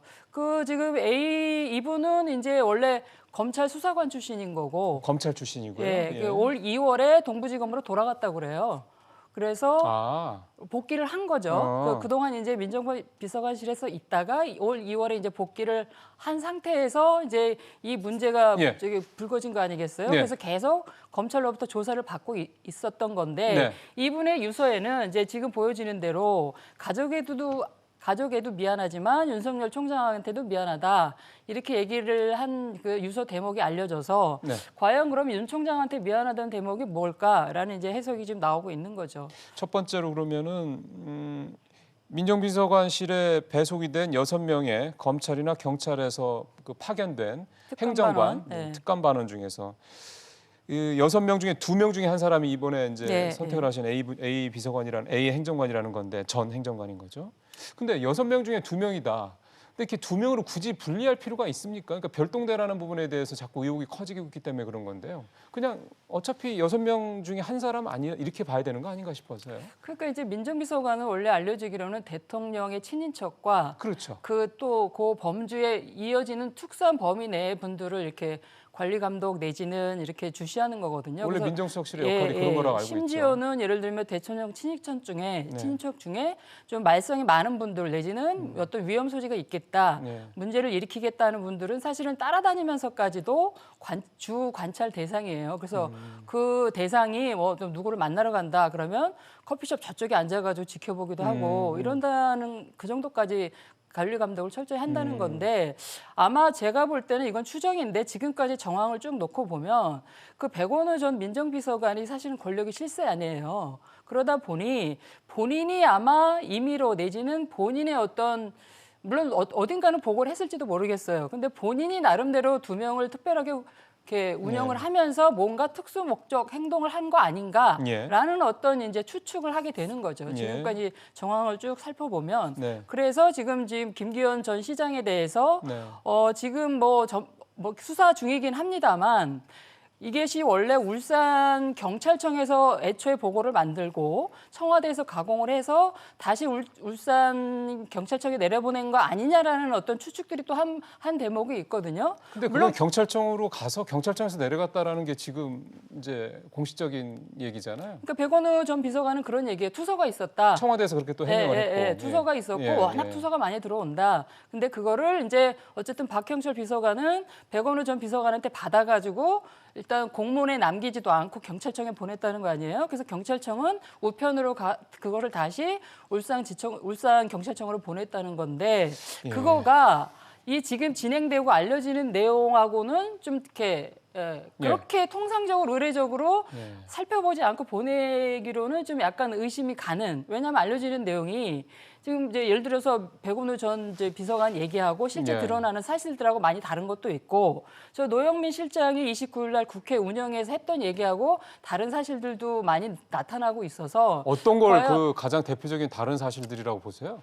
예를 들면 그 9차례 보고받았다는 것도 지방선거 전이다 후이다 이런 시점에서 차이가 있고 지방선거 후에도 보고를 받았다는 거예요. 근데 노 실장은 지방선거 전에 보고받았다는 얘기를 했었거든요. 근데 지방선거 이후에 보고받았다는 얘기인 거고 그다음에 별동대 존재를 저렇게 얘기를 했는데 잘못 알려진 사실이다 그러는데 실제 존재한다는 것이고 별동대라는 별도의 팀이 근데 이름은 그거는 아니지만 어쨌든 백원우 전 비서관 어떤 책임하에 2명이 특별하게 활동했던 거는 아마 있을 거라고 봐요. 왜냐하면 그거는 별동대라는 이름을 붙이고 안 붙여가 중요한 것이 아니라 뭔가 특수한 어떤 목적을 가지고 특별하게 2사람을 임무를 부여할 수 있잖아요. 근데 그것이 별동대라고 하면 별동대라고 할 수도 있는 건데 그 2사람의 임무가 지방선거와 관련돼서 울산 그 지방선거 와 관련돼서 어떤 목적을 띄웠다 그러면 충분히 저게 가능한 일이거든요. 예를 들어서 그리고 어떤 그것이 뭐 이게 뭐 말씀드리기 조심하지만 선거에 개입해가지고 뭔가 의도대로 선거를 이제 뭔가 결과물을 얻으려고 했다라면 특별하게 더 이제 그것이 가능한 것이죠. 이게 그러니까 제일 이 울산 하명 사건의 가장 그러니까 결정적인 이제 거는 이제 결국은 이게 선거 개입이냐 아니냐 여부일 겁니다. 그거에 대해서 이제 선거 개입을 청와대가 분명히 했다라는 또는 그게 청와대 뭐 위에 지시인지 아니면 그 그 백원우 비서관의 뭐 소위 말하는 어떤 그 작업인지 뭐 이런 걸 떠나서 그게 명확하게 밝혀진다면 당연히 선거 개입이 드러나는 거. 그렇게 되면 굉장히 문재인 정부의 침략타될 가능성이 높다라는 건 누구나 좀 다 충분히 좀 생각할 수 있는 부분인데요. 근데 지금까지 나온 얘기들을 쭉 들어보면요. 그러니까 언론에서 보도된 내용을 쭉 보면 이게 사실은 또 지난번 조국 사태 때처럼 결국 검찰에서 나오지 않으면 안 되는 얘기들이 대부분인 거잖아요. 그거는 있어요. 예. 그러면 이게 저도 이게 조국 사태 때문에 생긴 트라우마인지는 모르겠습니다만 검찰이 또 이번 사건을 가지고 청와대와 이렇게 소위 말해서 이제 지난번 조국 사태 이후에 2라운드를 벌이겠다라는 의도인 건지, 왜냐면 선거 개입이 정말 사실이라면 이렇게 찔끔찔끔하지 않고 그냥 확실하게 다 파악해서 내놓으면 되는 거잖아요. 그러면 이 A 행정관 이분 자살하지 않으셨을 수도 있을 거고, 물론 아직 추정입니다만 이게 또 검찰이 조국 사태 때처럼 그렇게 또 자꾸 하는 게 아닌가 싶은 생각이 들어서요. 어떻게 보세요? 일단 조 전 장관 수사를 놓고 보면 한 2주 전에, 3주 전이죠. 정확히 말하면 1주가 그냥 지나갔으니까. 네. 3주 전에 두 주를 연속으로 조 장관을 불러서 조사를 했는데 묵비권을 행사한 거잖아요. 네. 이제 그 뒤로 그러면 신병철을 어떻게 할 건지가 궁금해졌는데 그것에 대한 거는 이제 어떤 후속 움직임은 아직 없어요. 예. 그러면서 지금 지난주에 전격 지금 김기현 전 시장에 대한 하명 수사 이것이 불거진 거거든요. 예. 그거 자체도 어차피 울산지검에 있는 거였는데 이제 거리 문제 때문에 이제 서울중앙지검으로 갖고 왔다 이런 얘기인 거잖아요. 그러면서 지금 수사가 지금 본격화되고 있는 건데 이것도 조 전 장관이 관련돼 있는 건데 송철호 현 시장이 후원회장도 하고 선대본부장도 했다는 것 때문에 이제 그런 거예요.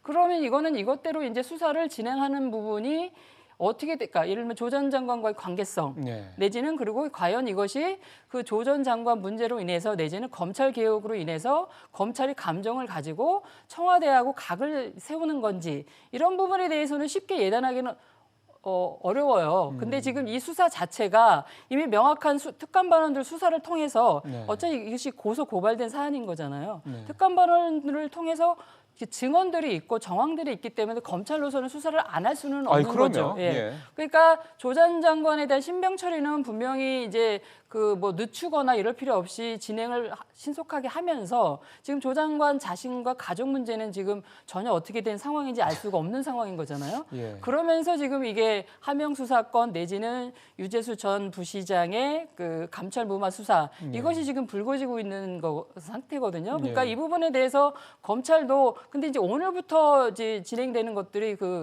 피해 사실 공표라든지 그 수사 규칙들이 있잖아요. 검찰 개혁을 위한 그런 규칙 개정이 이번 달부터 적용이 돼요. 그래서 검찰로서는 아마 지난주에 그러니까 이 12월 1일 전에 일주일이 아마 되게 이제 그런 거를 피해갈 수 있는 가장 이제 핫한 시간이어서 그런 거를 알렸는지 일부러 그랬는지는 모르겠지만 어쨌든 그런 의심을 좀 받고 있어서 검찰이 뭐라고 공개적으로 말을 안 하고 있는 입장에서 단정적으로 말하기는 어려우나 아마 검찰도 이제 뭔가 수사의 주체이면서 사람이니까 그런 게 없지 않아 있을 수도 있겠다라는 유추는 해봅니다. 그러니까요. 그래서 참 받지 않아도 될 자꾸 이런 오해와 어떤 여러 가지 자꾸 생각들을 갖게 만들어서 좀 그게 좀 아쉬워서요. 그런 말씀을 한번 드려본 거고 일단 그거는 이제 검찰이 수사를 할 테니까 결과를 보고 나중에 다시 또 판단을 해보죠. 분위기를 좀 돌려보겠습니다. 전 청와대 대변인 김의겸 대변인이 그 당시에 이제 흑석동에 있는 상가 건물 때문에 이제 사퇴를 했죠. 근데 이제 주말에 내년 초까지 이 건물을 팔겠다. 거기서 만들어지는 차익은 사회에 환원하겠다. 그렇게 얘기를 했어요. 그리고 여러 가지 일부 나왔던 의혹들에 대해서 아니다. 이런 얘기도 했었고. 그래서 이제 이걸 가지고 이제 결국은 내년 총선을 의식한 발언이 아니냐 그런 어떤 결정이 이런 해석들이 나오고 있는데 김의겸 전 대변인 발언은 어떻게 보세요? 일단 뜬금없이 이 시점에서 왜 그럴까를 의심을 안 할 수가 없죠. 그리고 그 전에 김의겸 전 대변인이 이제 군산 출신이라는 거예요. 그래서 군산의 지역에 왔다 갔다 했다. 그리고 총선에 나갈 거다라는 소문이 일단 있었어요. 그러니까 거론이 됐다는 거죠. 왜냐하면 민주당 같은 경우는 어쨌든 전체적인 판을 짤 거 아니겠어요? 특히 청와대 출신들, 당 출신들 이게 판을 짜면서 아마 누구를 여기다 앉힐 건지 뭐 이런 과정에 아마 그런 얘기들이 나왔던 거라고 보고, 그러니까 총선 출마설은 상당히 지금 좀 뭐 신빙성이 있다라고 들리고 예. 그런 상황에서 저 얘기가 나왔기 때문에 아 그럼 구체적인 총선 준비를 하는가 보다라는 얘기가 이제 될 수 있는 거죠. 특히 이제 김의겸 전 대변인이 청와대 현직에 있으면서 투기라고 할 정도로 저게 지금 25억 7천이라고 하는데 그 당시에 그 작년 올해 3월이죠. 그 20억 7천인데 거기서 한 16억 정도를 은행 대출 플러스 지인한테 돈을 빌리고 뭐 이래가지고 16억 정도를 이제 빚을 내서 이제 산 거거든요. 그러니까 이제 투기다. 그리고 본인은 관사에 있으면서 본인 집도 팔고, 그러니까 본인의 어떤 생활비나 이런 것들은 세이브 시키면서 빚을 내서 25억 7천을 샀으니 저거 나중에 이제 재개발이 완료되면 38평 아파트에다가 상가가 하나 들어와서 월세를 받을 수 있는 이게 미래 대비, 노후 대비가 이제 될 만한 거기 때문에 아 청와대에 있으면서 저런 혜택을 어떤 고급 정보를 이용해서 저런 거를 사? 그래서 되게 이제 비판이 일었거든요. 근데 그거를 지금 이제 매각을 하겠다, 팔겠다. 그리고 지금 한 2, 3억 정도의 어떤 시세 차익을 노릴 수 있다는데 만약에 뭐 2억을 더 받아서 판다 그러면 그 차익은 이제 기부하겠다는 건데 뭐 이랬든 저랬든 제가 볼 때는 속은 다 보인 거고 그리고 그때의 속과 지금 속 다 뭐 비교가 되는 거고 총선 출마의 의지도 보인 거고 그래서 결국은 그때는 틀리고 지금은 맞는 거냐 이런 또 질문을 안 할 수가 없는 거죠. 예. 사실 뭐 흑석동은 재개발이 뭐 결정된 지역이라 뭐 저게 무슨 대단한 부동산 뭐 정보라고 보기는 좀 그렇긴 하지만 어쨌든 그 당시에 문제가 됐었던 거는 문재인 정부가 이 부동산 관련돼서는 그 투기와 관련돼서는 굉장히 예민하게 바라보는 정부인데 그 정부 내에 대변이라는 사람이 이제 이렇게 했다 뭐 이런 게 사실 굉장히 큰 이슈가 됐던 거였고 지금 통자막으로 나온 걸 보니까 본인이 잘못됐던 가장 큰 실수 중에 하나는 아내 탓으로 돌렸다라는 부분에 대해서 또 뭐 시인을 했던 부분도 나오고 저는 그러니까 이 부분에 대해서 이렇게 김의겸 대변인이 했던 그 내용들을 좀 들어보니까 그때 굉장히 그 비판이 집중됐던 그 포인트들을 딱 집어서 그 부분에 대해서 이제 본인이 이제 내가 잘못했다라고 인정을 하는 부분이 굉장히 중요하게 보여서요. 그럼 결국은 말씀하신 대로 그런 것들은 내가 잘못한 건 잘못했다고 명확하게 시인을 하고 그래서 나는 거기서 이제 어느 정도 그거에 대한 심판을 이제 뭐 하여튼 뭐 그게 군산이 됐든 어디가 됐든 가서 이제 선거로서 받겠다 이런 의도가 보인다. 그러면 이런 사례가 김의겸 전 대변인 같은 사례가 과연 여기서만 끝나지 않고 다른 총선 어떤 후보들 간에서도 이런 식의 전례들이 적용되지 않겠냐 이런 생각도 좀 들어서요. 그러니까 이제 자기 고백과 참여를 통해서 그런 식으로. 죄를 씻고 당당하게 총선에 나가야 된다 이런 건가요? 예, 그러니까 그런 식으로 뭔가 선거 조작 중 하나가 그런 거를 민주당에서 좀 만들고 있는 게 아닌가 생각돼요. 왜냐하면 인물이 또 있어야 되잖아요. 또 나가서 그러니까 하려면. 이렇게 되죠. 예를 들어서 이 과정이 없었다. 근데 바로 총선에 나갔다. 그러면 안 되는 그럼 거잖아요. 과거에 그때를 지적받지 않겠어요? 상대 후배로도 비판을 받을 거고 언론도 이제 비판을 할 텐데 그러면 이것이 어떤 알리바이가 되는 거죠. 나 그렇게 그런 과정을 통해서 참여를 했다라고 얘기할 수는 있는 건데 이랬든 저랬든 국민들이 입장에서 볼 때는 아 정치를 하려면 저렇게 얼굴이 두꺼워야 되겠구나. 기본. 이런 생각은 아니할 수가 없겠죠. 그러면 그건 결국 이제 국민들이 투표로 그 심판을 하면 되는 거니까요. 뭐 그거에 대해서는 뭐 두말할 필요는 없을 것 같습니다. 하나만 좀 더 시간이 길지는 않습니다만 개혁 얘기가 자꾸 나와서 개강 얘기가 자꾸 나와서요. 지금 국무총리 김준표 의원, 법무부 장관의 추미애 의원이 유력하다는 얘기가 계속 나오대요.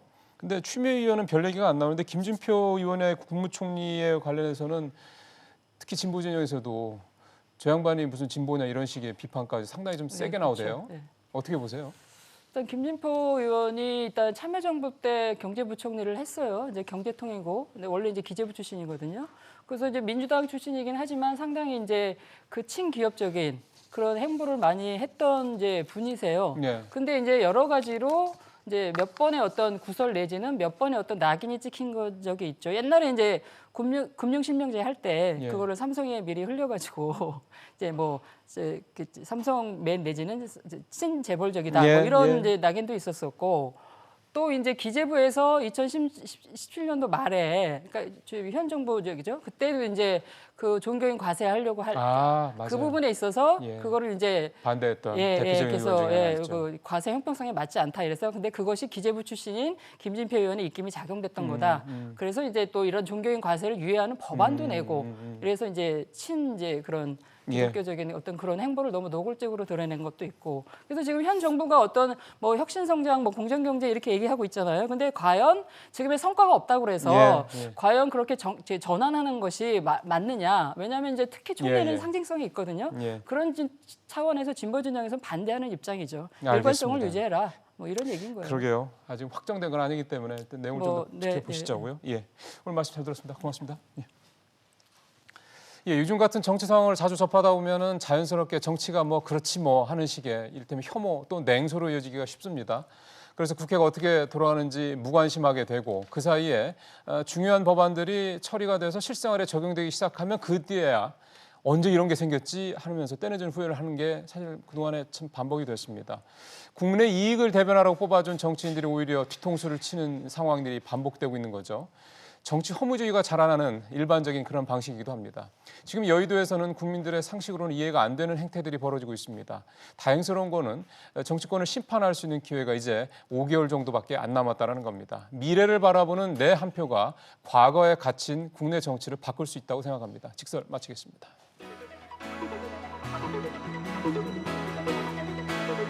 Thank you.